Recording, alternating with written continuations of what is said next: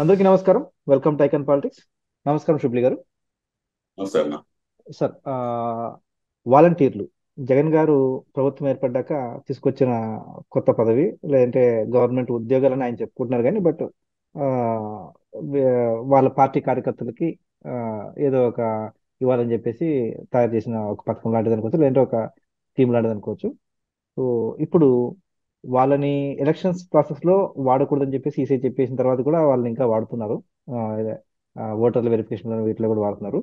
ఇప్పుడు ఆ, వాళ్ళని ఏజెంట్లుగా కూర్చోబెడదాం అని చెప్పేసి వినూత్నంగా ఆలోచిస్తున్నారు. దీన్ని ఏ విధంగా చూడాలంటారు? మీరు దీన్ని స్వాగతిస్తారా, లేకపోతే దీనివల్ల జరిగిపోయే అనర్థాలు ఏంటి? మీ విశ్లేషణ చెప్పండి సార్.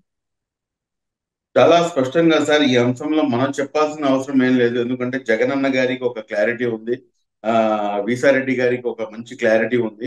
వాళ్ళు ఈ వ్యవస్థను తీసుకొచ్చిందే కేవలం ఏదైతే వైఎస్ఆర్ కాంగ్రెస్ పార్టీలో ఉన్నటువంటి ఆ వారి యొక్క కార్యకర్తల సమూహం అనుకోండి, లేకపోతే వారి అభిమానుల సమూహం అనుకోండి, వాళ్ళందరినీ కూడాను ఒక స్పెషల్ ప్యాకేజ్ ద్వారా వాళ్ళందరినీ కూడాను దగ్గర తీసుకొని ఈ రోజున ఆ, మీరు చూస్తే గనక మొత్తం వ్యవస్థలు అన్ని కూడాను వాళ్ళ చేతుల్లోకి ఇచ్చేయడం జరిగింది. అంటే ఒక 50-60 మెంబర్స్, ఒక గృహ సారథులు లేకపోతే ఏదైతే ఈ వాలంటీర్స్ అని చెప్పేసి పిలుస్తున్నారో వాళ్ళ చేతుల్లో వాళ్ళ డేటా వెళ్ళిపోతుంది. అంటే వారి యొక్క ఆర్థిక పరిస్థితి ఏమిటి, 50-60 ఇల్లు అంటే ఏముందండి చెప్పండి. మీరు నేనైనా కానీ ఎవరైనా కానీ అర్థమవుతుంది. ఒక ఊర్లో పరిస్థితే మనం విశ్లేషించుకోవచ్చు. అరే ఆ ఇంటి పక్కన ఆయన సుబ్బమ్మ గారి ఇంటి పక్కన ఉన్న వెంకాయమ్మ వాళ్ళ పరిస్థితి ఏంట్రా అంటే మనం చెప్పేస్తాం ఒక ఊర్లోనే.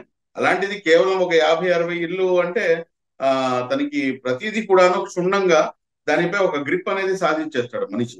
ఇప్పుడు ఆ గ్రిప్ సాధించేసిన తర్వాత వీళ్ళు చేస్తున్నటువంటి పెద్ద పని ఏంటంటే, కుట్ర ఏంటంటే, ఒకటి, ఈ మొత్తం డేటా మొత్తం కూడాను కలెక్ట్ చేసి దీని ద్వారా ఏంటంటే ఎవరైతే వైసీపీకి అనుకూలంగా ఉన్నారో వాళ్ళు ఓట్లంత వరకు పెట్టి ఎవరైతే టీడీపీకి అనుకూలంగా కనిపిస్తున్నారో వాళ్ళ ఓట్లను రిమూవ్ చేసే కార్యక్రమం చాలా స్పష్టంగా చేసేసారు.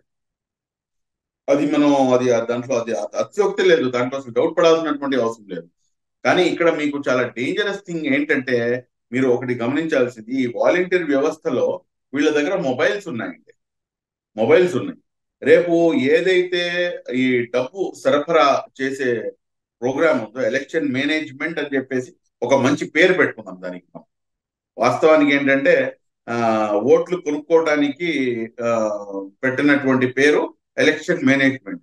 ఆ ఎలక్షన్ మేనేజ్మెంట్ చేయడానికి ఈ రోజున నాకు తెలిసినంత వరకు, as per the best of my knowledge, ఈ వాలంటీర్ల చేతిలో ఏదైతే మొబైల్ ఉందో ఆ మొబైల్ ని కనుక ఇమ్మీడియట్ గా జప్తు చేసుకోకపోతే ఎలక్షన్ కమిషన్ రేపటి రోజున ఆ మొబైల్ నంబర్ ద్వారా ఆయా ప్రజల యొక్క అందరి ఫోన్ నంబర్లకి ఫోన్ పేల ద్వారా అమౌంట్ వెళ్ళిపోయినా కూడా కానీ మీరు ఆశ్చర్యపోవాల్సినటువంటి అవసరం లేదు.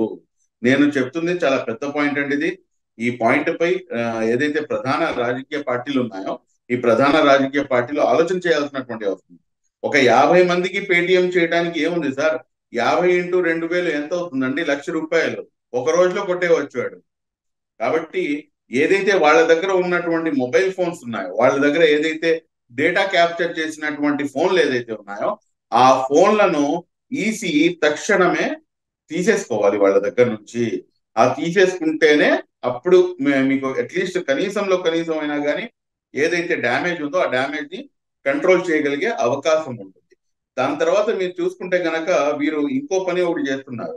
మీరు ఓటు వేయకపోతే అంటే ప్రచారంలో సైతం కూడాను వీళ్ళు భాగస్వాములు అవుతున్నారు.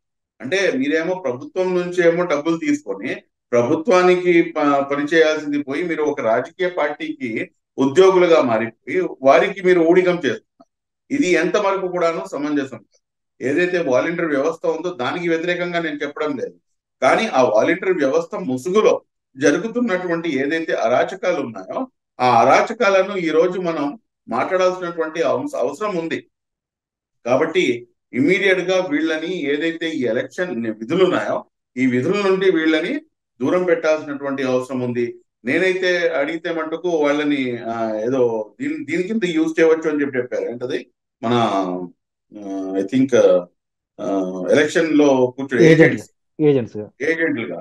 నన్ను అడిగితే వాళ్ళని ఏజెంట్లుగా కూడాను ఎలో చేయకూడదు. వాళ్ళని ఖచ్చితంగా ఏజెంట్లు కూడాను ఎలో చేయకూడదు. ఎందుకంటే వాళ్ళు పక్కా కట్టర్ ఉంటారు, వైఎస్ఆర్ కాంగ్రెస్ కి సంబంధించినటువంటి కార్యకర్తలు. మరి అలాంటప్పుడు ఏ విధంగా మీరు ఎలో చేస్తారు? కాబట్టి ఇవన్నీ అంశాలు ప్రధాన రాజకీయ పార్టీలు అయినటువంటి తెలుగుదేశం పార్టీ కానివ్వండి, జనసేన కానివ్వండి, కాంగ్రెస్ పార్టీ కానివ్వండి, మీరందరూ కూడాను ఈ ఈ ఈ మాటపై ఒకసారి దృష్టి సారించాలని చెప్పేసి, ఈ వాలంటీర్ల వద్ద ఉన్నటువంటి ఏదైతే మొబైల్ ఫోన్ ఉందో ఆ మొబైల్ ఫోన్ ని తక్షణమే రాష్ట్ర వ్యాప్తంగా కూడాను అందరూ జప్తు చేసుకోవాలని చెప్పేసి నేనైతే ఖచ్చితంగా డిమాండ్ చేస్తాను. ధన్యవాదాలు సార్, చాలా మంచి పాయింట్ చెప్పారు. మరి ఈలోపు వాళ్ళు ఈ ఫోన్లన్నీ మరి వేరే దాంట్లోకి కూడా ట్రాన్స్ఫర్ చేసుకోవచ్చు. బట్ మీరు చెప్పింది ఒక మంచి మంచి పాయింట్. వీళ్ళని డబ్బులు పంచడంలో వీళ్ళ ముఖ్య భూమిక పోషించవచ్చు. అలాగే ఆ, ఫోన్ నంబర్లు కూడా అందరూ స్వీకరించారు కాబట్టి ప్రభావితం కూడా చేయొచ్చు ఓటర్లని. చూద్దాం సార్, మరి ఎలా ప్రజలు ఎలా వ్యవహరిస్తారో, లేకపోతే మరి ఎలక్షన్ కమిషన్ ఏ విధంగా చూస్తుందో. ధన్యవాదాలు సార్. Thank you.